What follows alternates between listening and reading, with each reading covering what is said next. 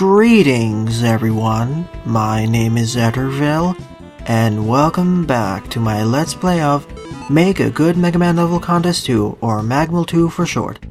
During the last part, I completed 2 stages, those being Truffle Man as well as Mount Saber. Now, off screen, as I had no longer any new costumes that I could equip, I paid a visit to the Magmal 2 wiki, specifically the custom costumes section, and downloaded this custom rock costume skin from Radu. I hope I'm pronouncing your name correctly. After all, several parts ago, I acquired enough noble nickels in order to unlock custom costumes, and there's a whole bunch of them that you can find on the wiki as well as other sources. I'll provide a link to that wiki section in the description below.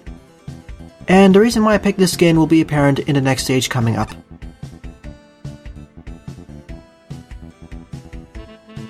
Well, I see the pun over there. You succeeded there.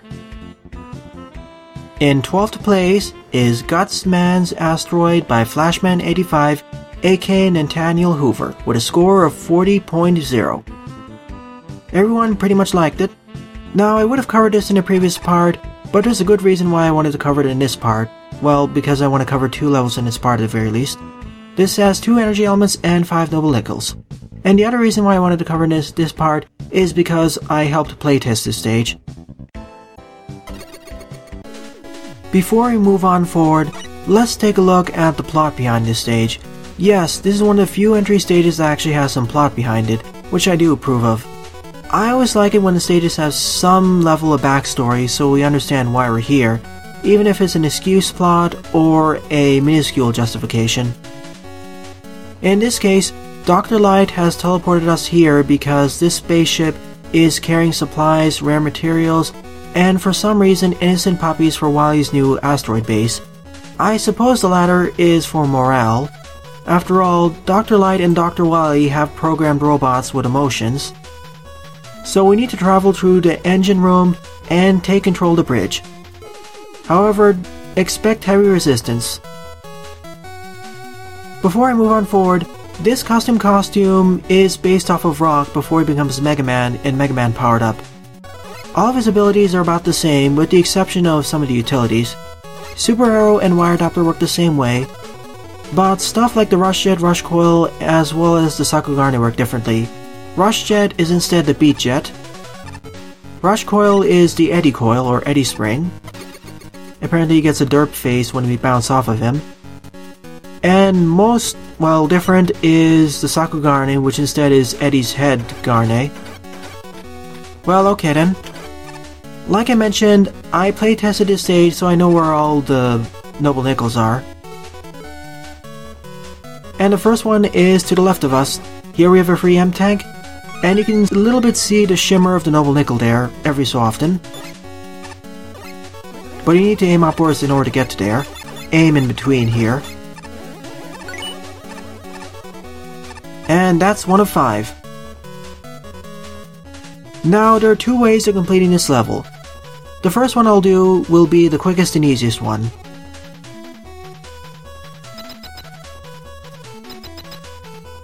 So the mini-boss here is Ring Ring, or whatever it's called.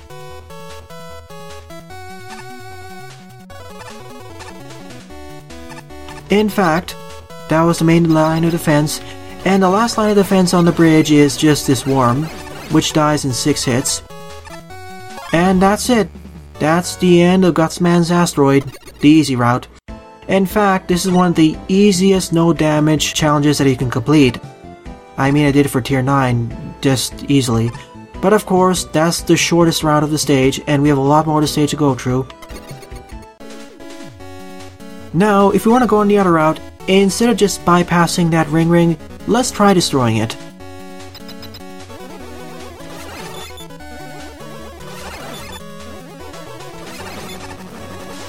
In fact, by destroying that ring, we just blow up the spaceship, and we fall into this asteroid base, filled with spaceman tools.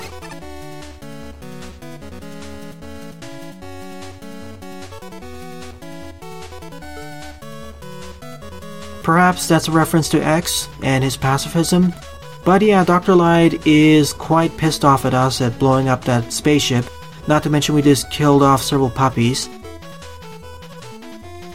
Well, we can just blow up this asteroid base as well as the next Wily Fortress, and maybe the Wily Star. Who knows? That's another reason why I like this level, the humor behind it. I mean, it's not just a drab plot, it's actually a quite humorous one, taking into account how Dr. Light is acting a lot more snarky, and Mega Man's destructive tendencies. That's why I wanted to pick the rock costume.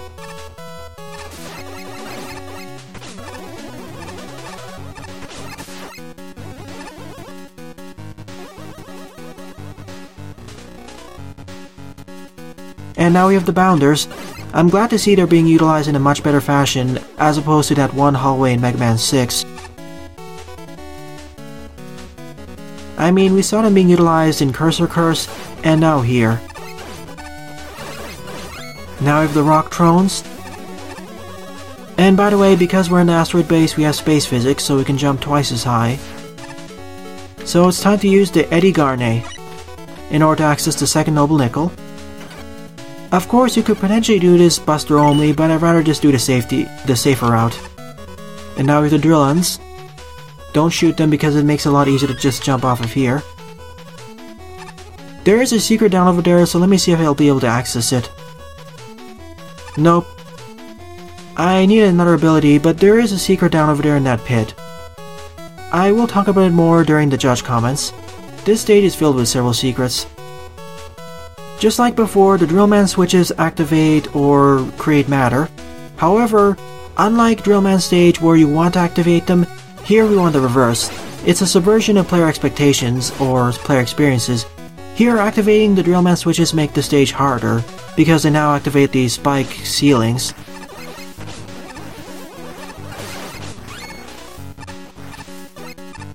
I don't know what that switch did. I believe that's just a failsafe for backup. Like here, for example, we do not want to activate this switch either. We want to go over it, because there's an extra plot point over here. Well, we destroyed Milk at the end of Tier 1, so... Then again, I know there's a connection to Milk at the Tier 9 boss, which I will get to at the end of this part. I'm planning on finishing Tier 9 here. And yes, if you activate this switch, you block off that secret.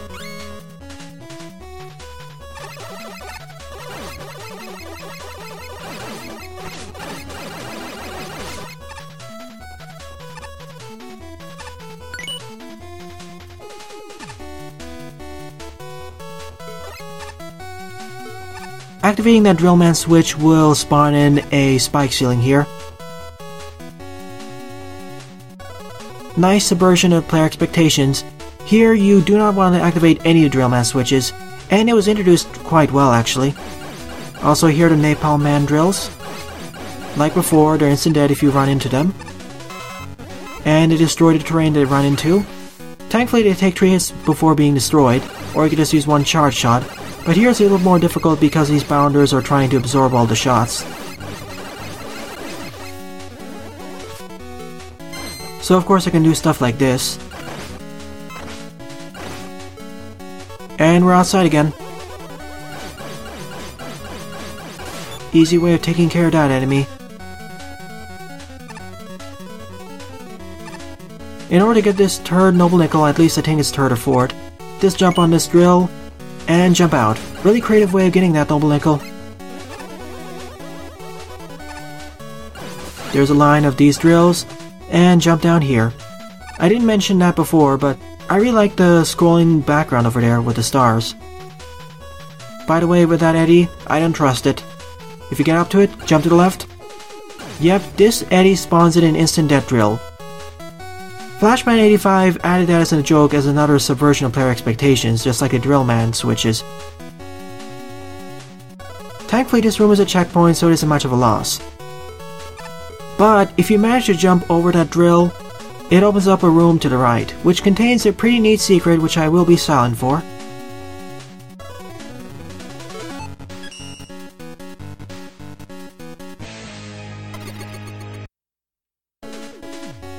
Yep, Gutsman's ass. In fact, it just freezes the entire music. And it acts like a Yashiki, by the way. So, it's a nice clever joke and nod to that meme. Not to mention it gives us some extra bonuses for more attentive players. and you slide out from that section so you don't get insta-gibbed by the drill. So in this segment of the stage we're introduced to the rock droppers.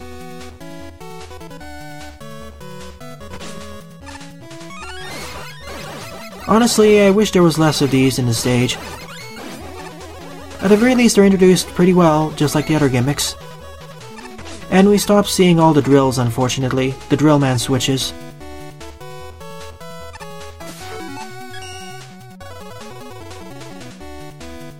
Well, thank you for explaining the boulders, Dr. Light.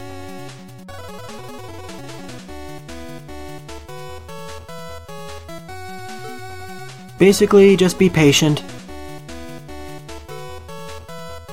Wow, Dr. Light is really rubbing it into us, considering we just destroyed that spaceship. And now the asteroid base is going towards the sun, probably because we blew up the spaceship or something. Okay then, he's gonna want soap operas, and we need to get out of here fast.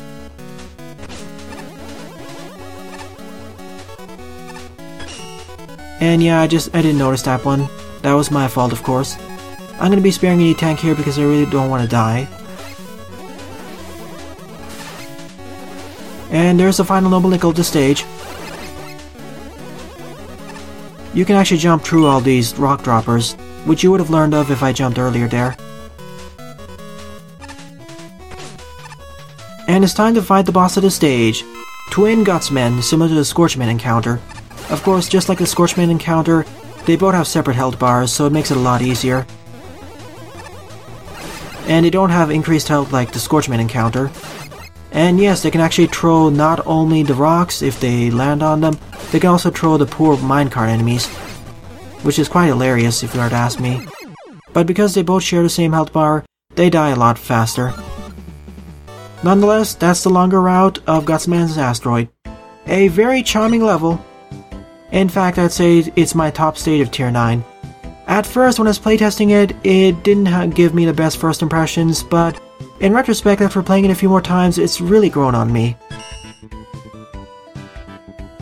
What I really like about this stage is the humorous plot, combined with the subversions of player expectation with Eddie, as well as the spaceship, how you could just bypass most of the stage by just ignoring most of the mini-boss, as well as the Drillman switches. And it's combined with good level design, because many levels, even if they pull off a humorous plot or humorous non-standard design, they don't usually have good design to back them up. This stage didn't have that problem, it had great design.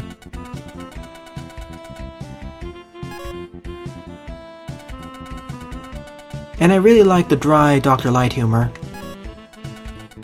Challenge progression and gimmick introduction were nice, but I feel there are a little bit too many rock droppers at the end.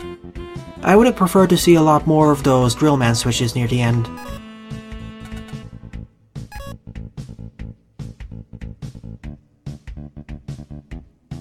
It's probably Eddie. When I first played it the first few times, I really enjoyed it and laughed quite a bit. There is another stage that does subvert player expectations, but we won't be seeing that until near the end of Tier 10. And that is my favorite level of the competition, in terms of entries. Funny enough, I picked up on the joke, and I immediately went for the second element first, that being the one in the bridge, ignoring destroying the ring. In fact, there is a funny glitch with this stage that I want to show off, if I can pull it off correctly.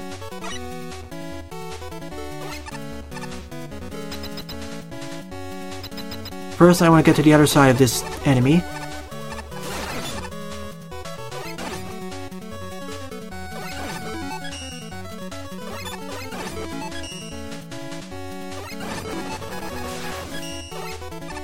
Yes, even if you destroy the ship, if you jump at the right time or activate that, effectively you blow up half the ship but you make it to the end.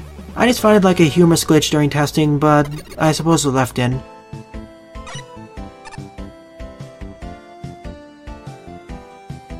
At first I thought you were a bee woman, but okay, Vesper woman. I don't recognize you.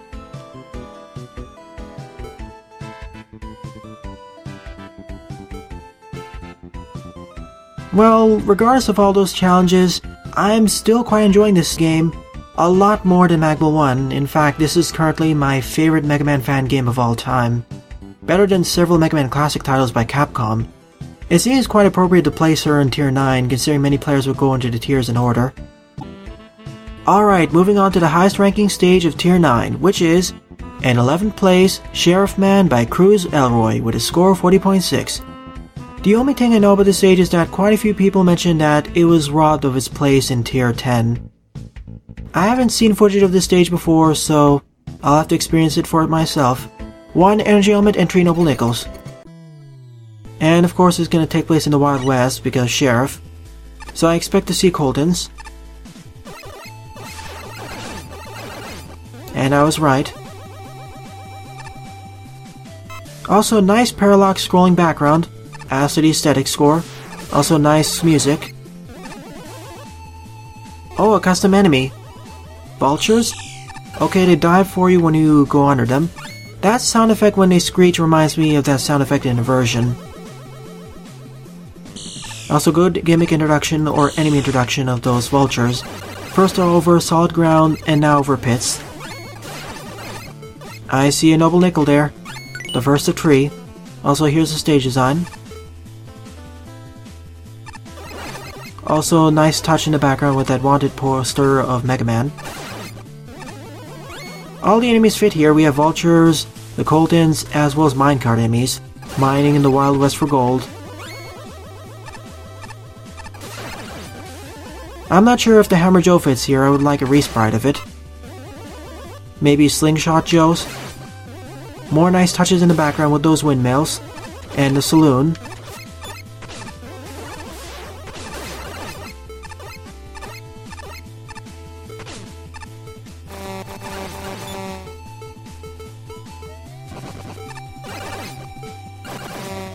And there's a second noble nickel.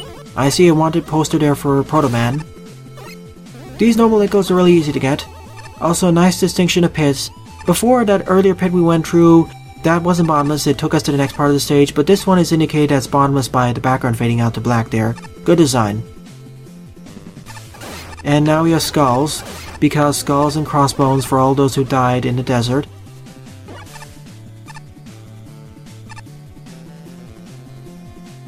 I guess we passed by a hotel there.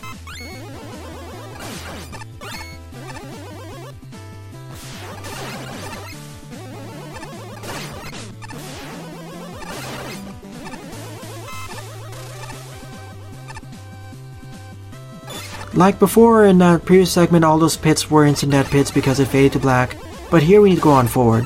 Like I said, good aesthetics, good design. Also, if I stayed to the right there and hugged the wall, I wouldn't have taken damage there. That was my fault. And now we're in the sunset. In fact, the sun is a bit distorted. Good.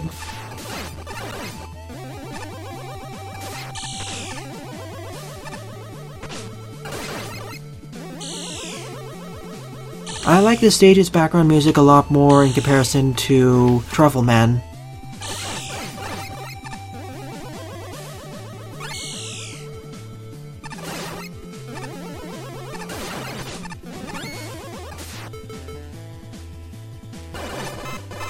I mean, I really should be utilizing my Grab Buster a lot more, instead of my E-Tanks.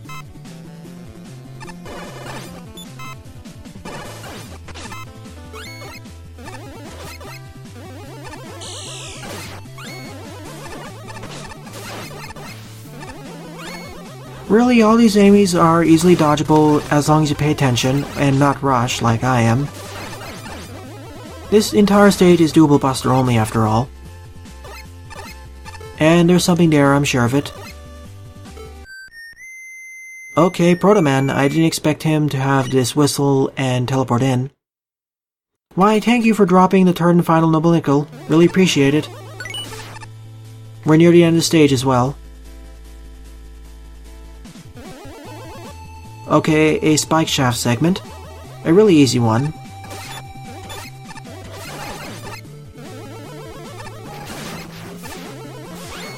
Or another nice touch for this stage would be that unwanted posters for roll.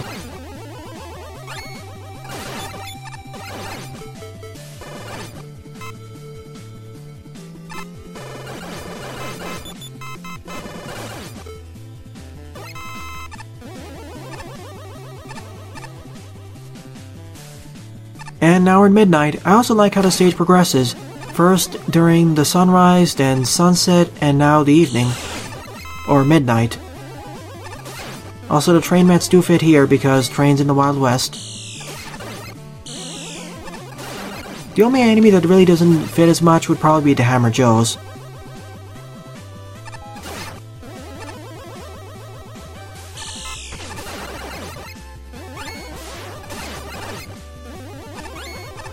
And the new enemy type, those being the vultures, are also a pretty good fit. Also a nice mugshot of Sheriff Man there. This is easily a solid 40. Well, not 40, 42 or 44. I like it a lot more than Truffle Man. Also custom boss team and custom Roadmaster.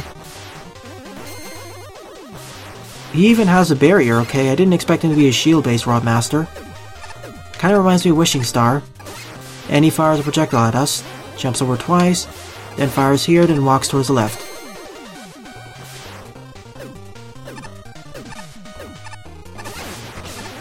And then fires crazily with his revolver.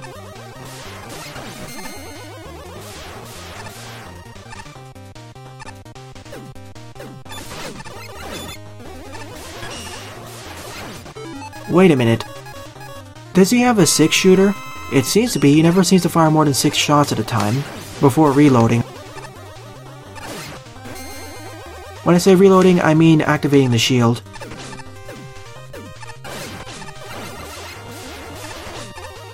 It seems to be, which is another nice attention to detail. Alas, that's the end of Sheriff Man. A lot of nice attention to detail, great design. It definitely fits as being the top ranking stage of Tier 9. 40.6 only? I'm going to amend my earlier statement. This deserves at least a 44 or 45.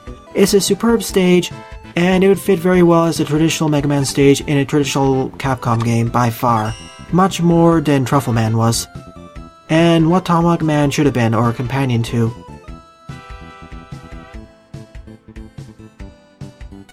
I just wish that the Hammer Joes were reskinned to be something else. Mega Man 6 vibes, I can see why. The backgrounds are amazing, the design is amazing, the new enemies are amazing, and the boss fight and custom team is quite learnable. Sadly, Joopy, it didn't, probably due to Ace. I can see why several people said that this stage was robbed of its placement in Tier 10, but I haven't reached Tier 10 yet, so I can't say for sure. But based off my first impressions, this stage easily gets a 45 out of 50 from me. Most of the things I downrated for are kind of nitpicky, but this is easily an 8.8 or 9 out of 10.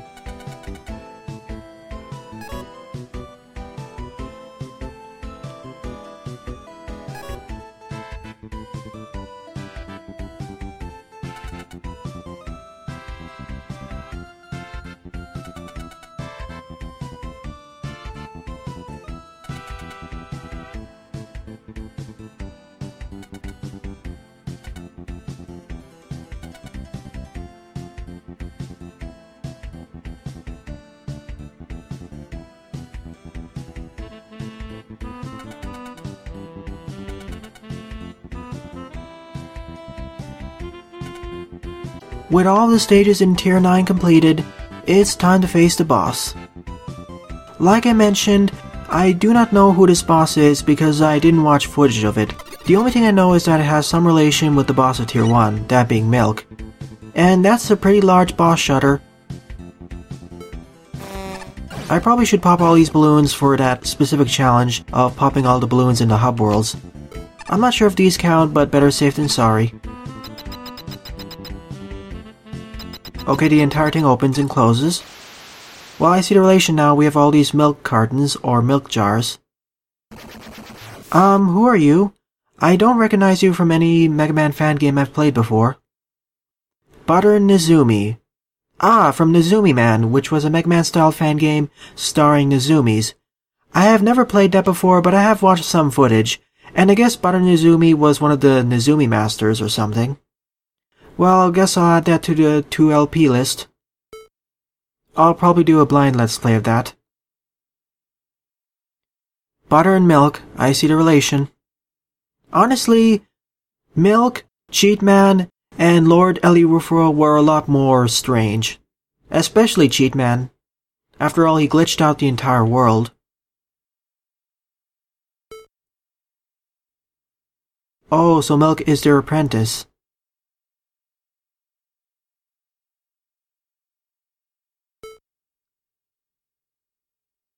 Yeah, hologram. But to be fair, that's just a hologram. We didn't kill the real thing. In fact, are we fighting a hologram version of Butter Nezumi? I guess so, because we went into that teleporter.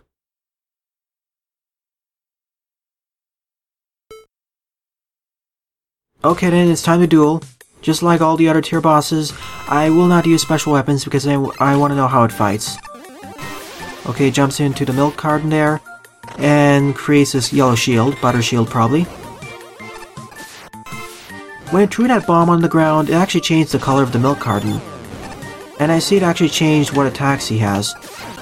So whenever he throws that bomb, it'll launch those jars up, and then when it hit the ground again, they'll change color indicating what next attack will do. In this case, he's firing fire milk. Also, the fully charged buster only deals 2 points of damage. And every time Butter Nezumi jumps into the milk cartons or milk jars, he regenerates some health. And whenever he throws cheese in there, it'll explode. Okay, now he has the spark elemental.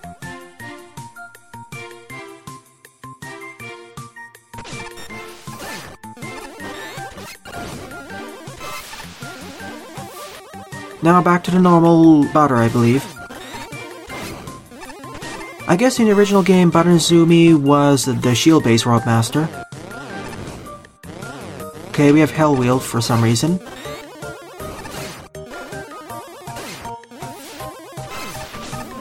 Back to fire.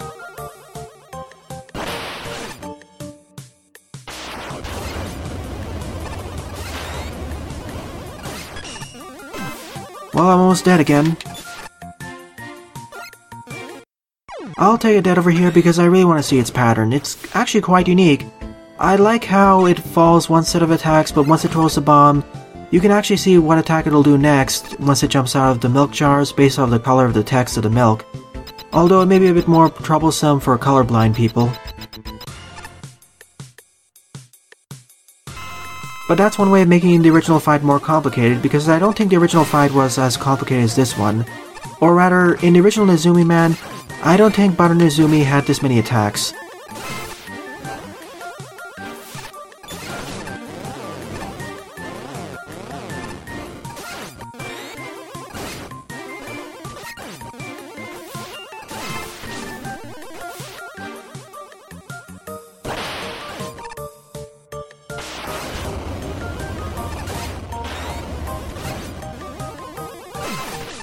He always seems to follow a set pattern of normal butter, then the sky or hell wheel, then we have the fire, then ice, then electricity, then back to butter, I presume.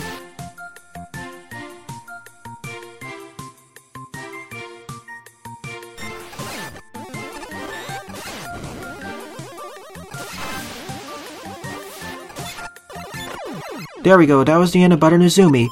A pretty creative fight. Definitely one of my more favorite ones. Not my favorite one, of course, but one of my favorite ones. Alas, that's the end of Tier 9. A pretty creative tier. Still, Gutsman's Asteroid is my favorite level of the tier, although Sheriff Man is a close second. All the levels of this tier were almost good to good. Outside of a few outliers like probably, what was that stage? Sector Upsilon 6, which probably should have been Tier 8. I agree with all the placements here. And maybe Mount Saber should also be in Tier 8, I'm not sure. So in the next part, I'll dive into the rainbow-filled area of Tier 10, where all the best levels lie. Well then, thanks for watching, and have a nice day. Toodles!